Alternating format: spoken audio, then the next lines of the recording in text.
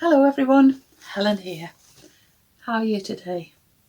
I hope you're okay, and thank you for stopping by to come and spend a bit of your time with me. If you haven't met me before, I live in Durham in the northeast of England, and I'm coming to you from my craft room. I work as a piano teacher part-time from home, and the rest of the time I'm either in my craft room doing creative things, or I'm off out visiting places, quite often in the camper van. So today, a bit of a crafty chat. I apologise for the rather alliterative title of today's podcast. I couldn't resist it. Got finishes, so I've got 3 finished projects to show you. Fails are just 3 abandoned projects. And then the fun bit, I'm just going to take you out to 1 or 2 places that I hope you'll enjoy. But I'll tell you more about that later. And a thank you to everyone who left lovely comments on my previous podcast, which was the final episode of Phil and I's camper van trip to the Orkney Islands. And all sorts of interesting things, as usual, were written there, just little tidbits of information that you are sharing, so it's worth going back to read them. And I was very interested in a few of you commenting on your connection with the Hudson Bay Company, and in fact something I didn't include in the podcast in last week's podcast was just that there are a lot of ancestral links between Orkney and Canada in particular, or maybe the east coast of North America, the north bit of America, because from 1701, I think it was, the Hudson Bay Company started employing Orkney men in their ships. So the ships would come from London and stop off in Orkney on their way to the Arctic and Canada. So lots and lots of Orkney men were very happy to have jobs, because it was much better paid than any jobs they could get, locally. And of course, the men met ladies over there and sometimes stayed and settled there, or sometimes brought their lady friends back with them to Orkney. So quite interesting. And something else. One of you commented that you thought maybe I might play a piece of music by Peter Maxwell Davies at the end called Farewell to Stromness. And that is one of my favourite piano pieces to play. However, I decided I couldn't use it because it was just composed in 1980, and so I thought there probably is a copyright issue with that. So I try to avoid copyright issues with the music that I use. So that's the only reason I didn't play it. Otherwise, I would have used that. It would have been perfect. Instead, you had to have my piece of music. So anyway, I just thought I would mention that in case anybody else knows of that piece. But if you haven't heard it, then I definitely recommend you go and have a listen to. It's called Farewell to Stromness by Peter Maxwell Davies, who's an English composer. I think he's English anyway, but he's settled in Orkney. He lived there for many years. So anyway, on to today, and first of all, some finished objects. And the first one are my gloves that I was making. So this pair of gloves, I'll put them on. It's easier to hold them up if I'm wearing them. And these were made using the juniper gloves pattern. I can't remember the designer's name. I'll put it on the screen. And so here they are. And you can see they have got a cabled pattern on the back, lovely cable pattern. And although it is a slightly variegated yarn, you can see the pattern quite easily there. So the yarn that I was using is some absolutely beautiful yarn that comes from Wisconsin in the States, which was kindly gifted to me. And it is an autumn colour. And it's really lovely yarn. That's going to be so lovely and warm. My only criticism of my own knitting is that I was in my efforts to not have a tight cast on. I think the cast on is actually a bit loose, but actually when you're wearing them you can't really tell. It's only when they're off and you can see, oh, it looks a little bit loose there. I could have tried a different cast on, but anyway, it's fine. It's fine. The pattern itself, well, it is a beautiful cable pattern. I will agree with that. And the pattern itself is very well explained, but there are quite a few mistakes in it. Quite a few places where the stitch count is wrong. I couldn't find anywhere mentioned of any corrections or anything, so that wasn't so good. And I think the pattern itself wouldn't be very good if you'd never knitted gloves before, and I only managed it because I had knitted gloves with fingers in before. But apart from that, I am really, really pleased with those, and I'm looking forward to some cold weather to wear them, because I do quite like cold weather.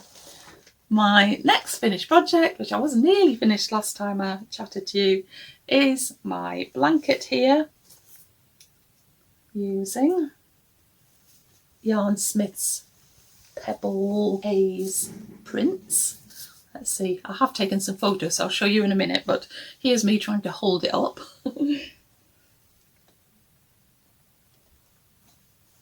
And you will notice I was debating whether to put a border on it, but you will see that I have added a border. The blanket just was saying to me, please give me a little border, just a little one. So I did a picot edging that I found a free tutorial for on the Attic 24 website, but I'll leave a link in the description box so that if you want to do that same one. I decided to use a contrast.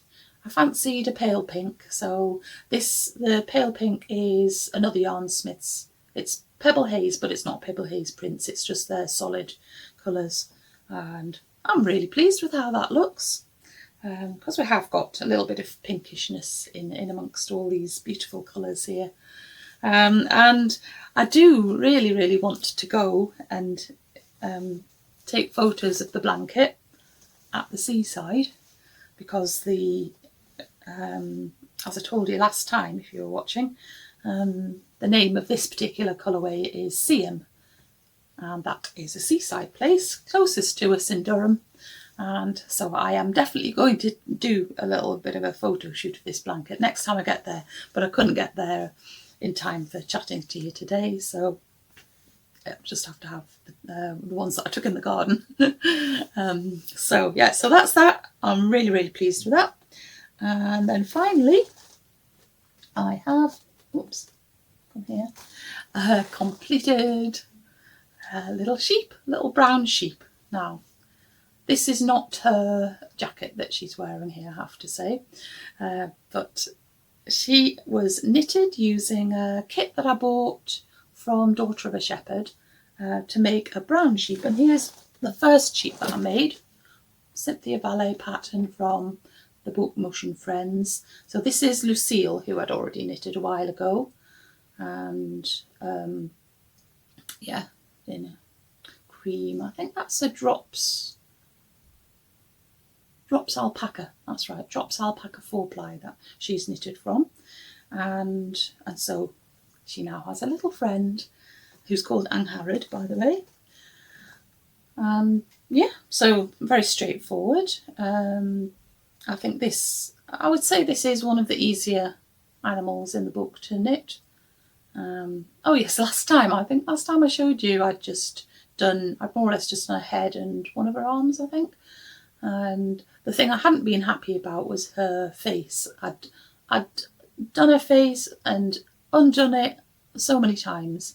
Anyway, I still wasn't happy with it after I'd chatted to you last time. So I actually chose, black yarn didn't show up well enough, so I just used a darker brown than the one I'd used before, because it was quite a pale brown that I used. And so I think it's better in this shade of brown, and I'm happy that she now has a little smile. And yes, she hasn't got clothes yet, but she has requested a cabled jumper dress. There's a jumper pattern in the book that is for one of the pigs, and it has a mock cable stripe down it, and as it's top down, you start at the top, then you add the sleeves, and then you just work your way down. Then obviously I can just make it as long as I want it for her. And she has borrowed this jacket from Pearl the doll, who is our camper van mascot, who lives in the camper van. And Angharad and Lucille came with Phil and I just very recently when we were on another short trip in the camper van.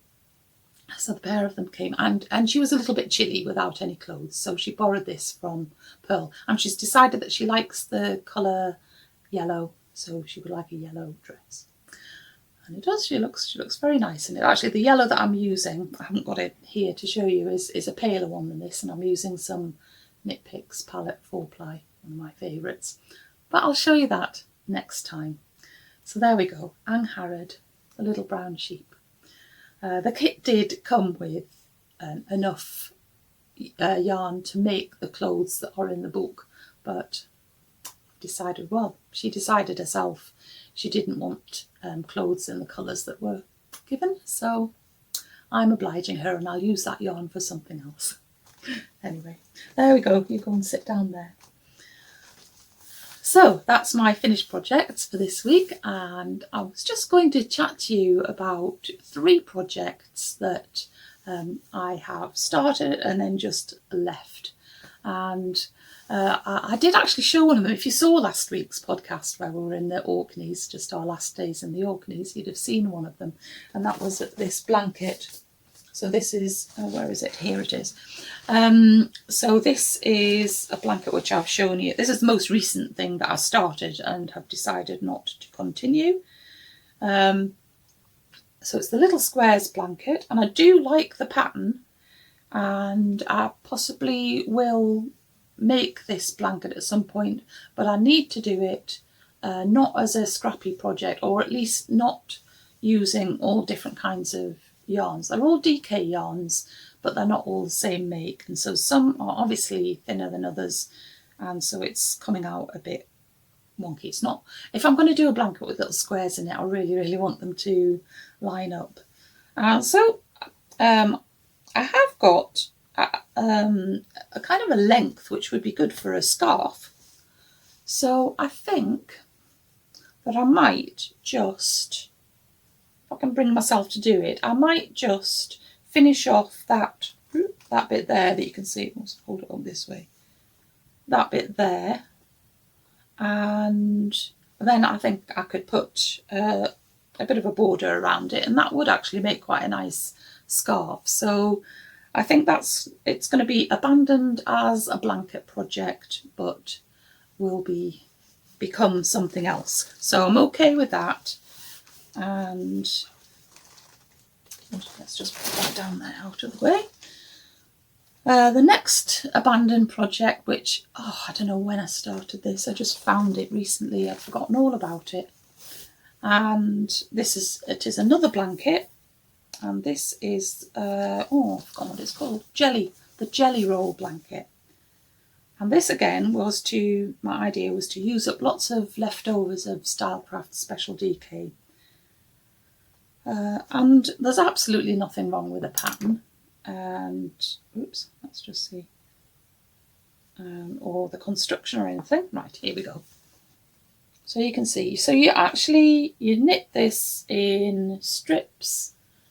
You do your first long strip, and then when you begin the next strip, you just join as you go, and you can kind of see on one side it creates a bit of a ridge, and it's smooth on the other side, and you can just change colour whenever you like, and it is a great way of using up leftovers of yarns or mini skeins or whatever. You can, as long as you're using the same thickness of yarn throughout, it works fine. But I just went off doing it. I don't know. There's a few things I don't like about it. Like when you change colour, it's really obvious. You get that changeover of colour. I don't know why that bothers me really.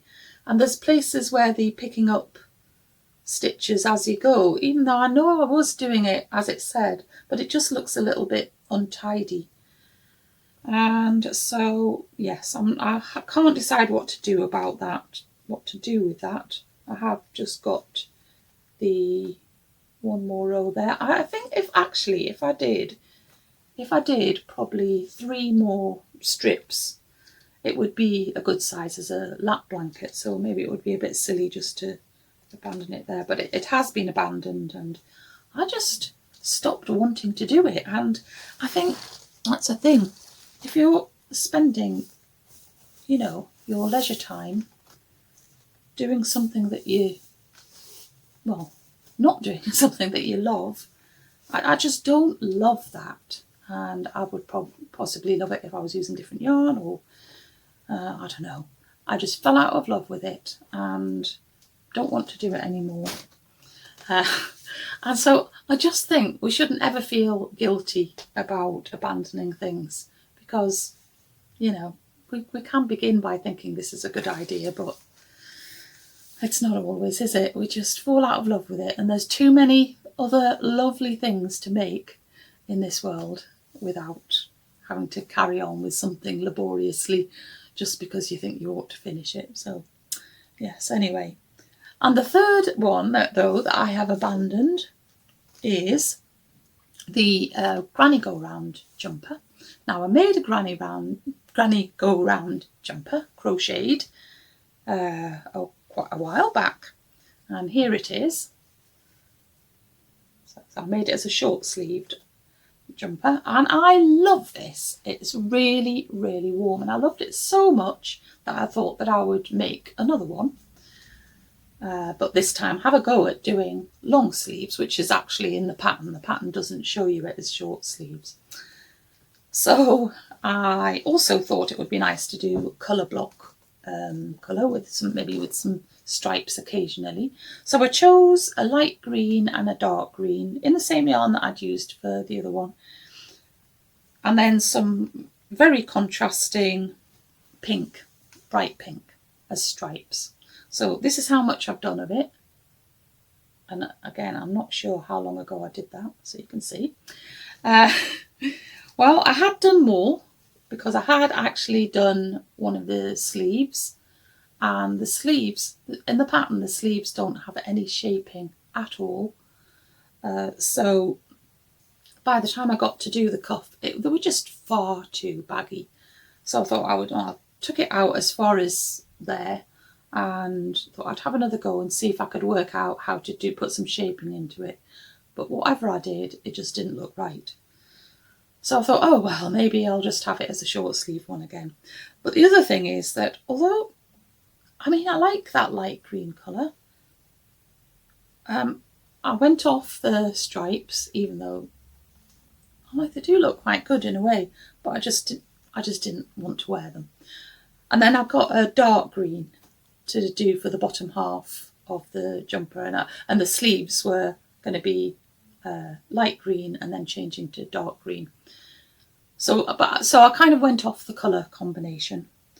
And then the other thing that I didn't like about it was that on the back, which is in the back, which you probably can't really see very well, but to me, well, when you look at it close up, it's really obvious where you've been starting a new row, because it's not done in a spiral like some crochet projects, but you do finish a round and then start a new round, and it's really obvious. It's kind of making a sort of, I don't know, lumpiness at the back. Perhaps there's another way of doing that. I think somebody actually suggested a way to do it, and it did improve the look of it. Yeah, I think it did. But anyway, I just don't want to finish that. So that is going to be taken out. I'm going to pull it all out, and I'm going to use the wool because I've got enough to make a jumper, and then I'm going to find a different pattern that I do love. And so, yeah, that's that one abandoned. I think somebody asked me about it a while ago.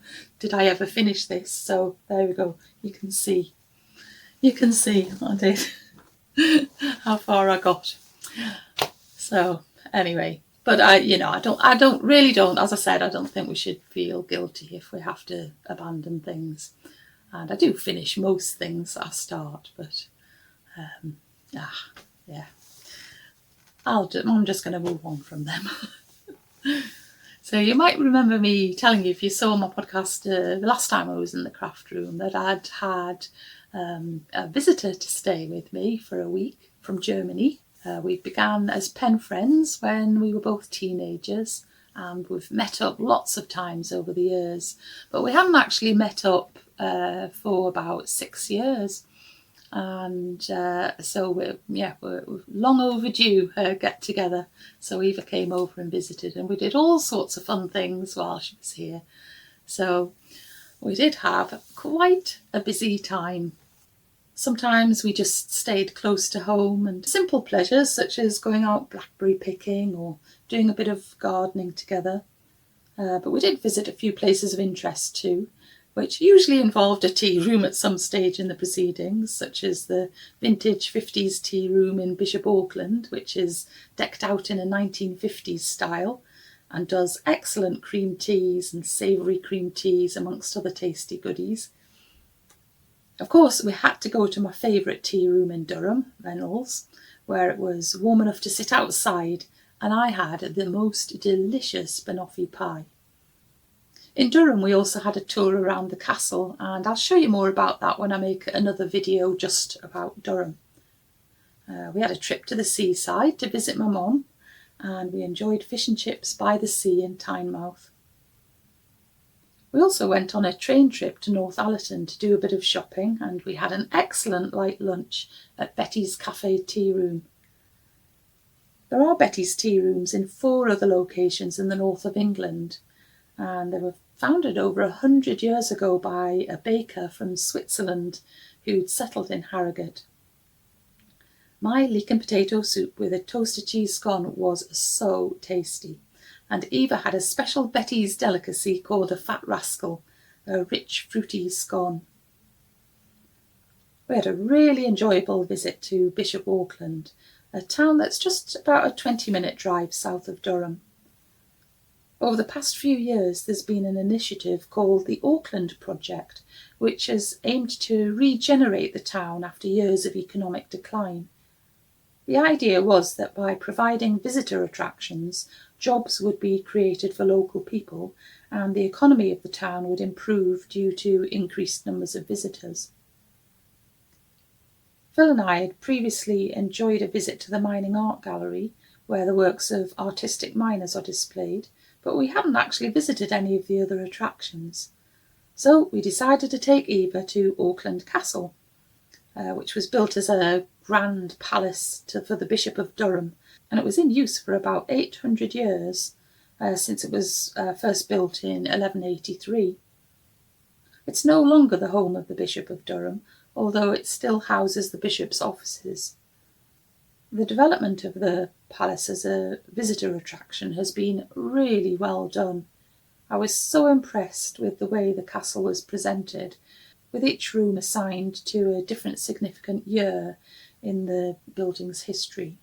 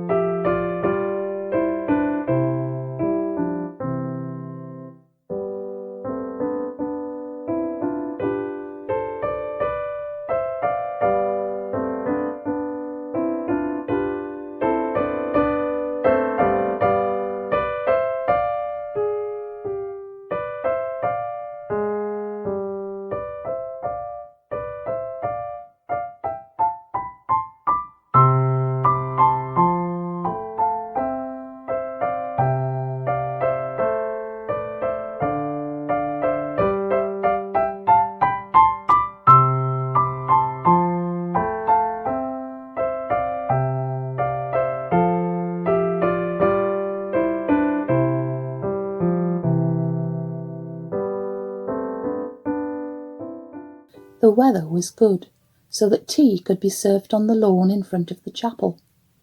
After faring sumptuously, the old men were given an ounce of tobacco, and the ladies jam and packets of tea. During the afternoon a band played, and there were races on the bowling green for the old people.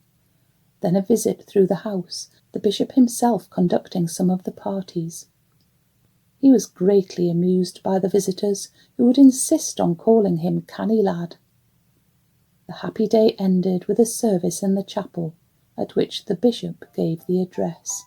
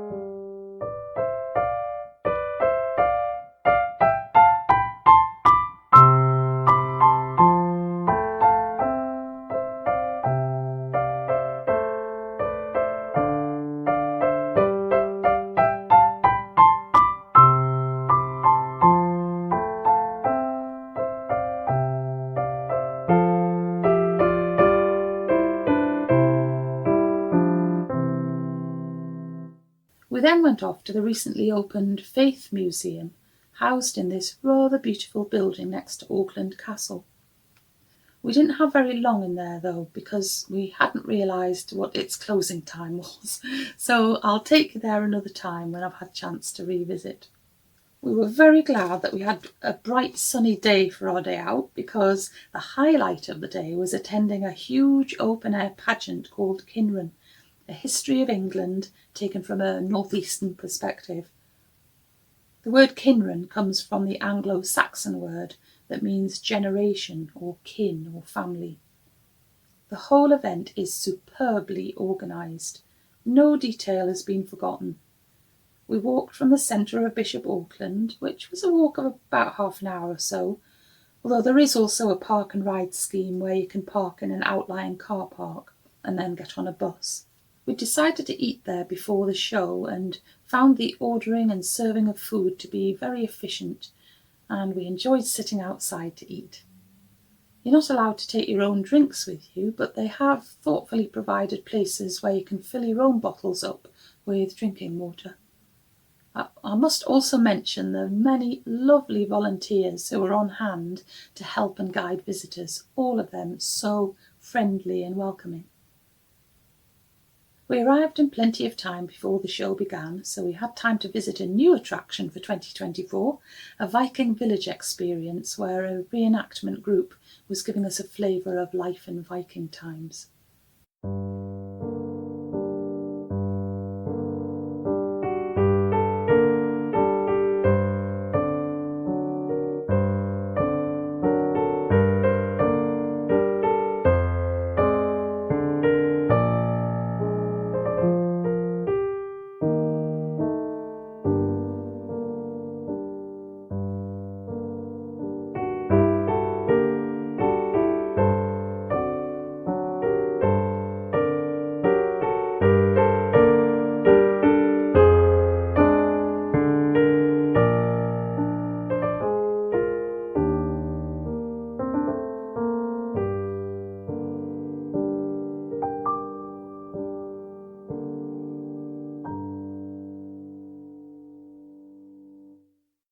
It was soon time for us to make our way to our seats, and in no time at all we were utterly spellbound by the events rolling out before us, which incorporated combat, dancing, daring stunts, real live animals, horsemanship, pyrotechnics, and amazing special effects, all set to specially composed music, which unfortunately is copyrighted, so I've used an alternative music.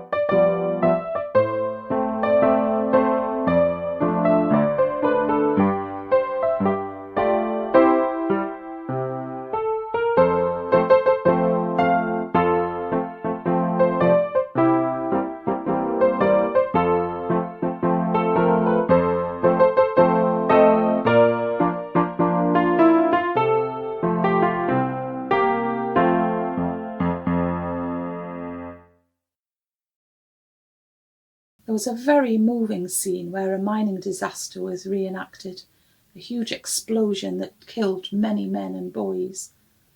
There were beautiful lighting effects to represent Durham Cathedral, and an actual recording was played of a local brass band recorded in the cathedral playing the miners' hymn as the carts piled with coffins of the miners were rolling by.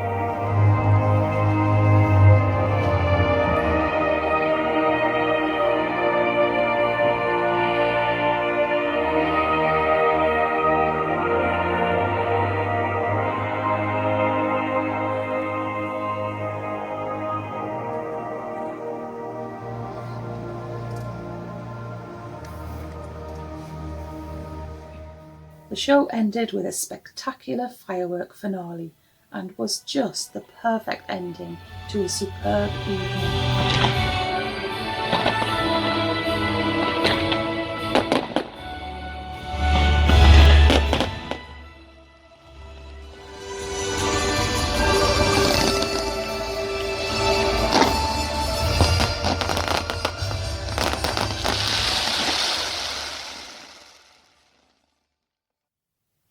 So I hope you enjoyed that little outing. It was just fantastic. Kynren is just the most amazing show.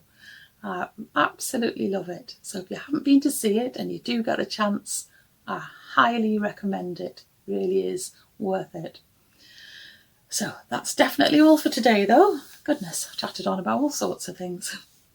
I'll be back very soon to see you, but until then, take great care of yourself. Keep nice and busy, and I'll be back again very soon. Okay then, bye.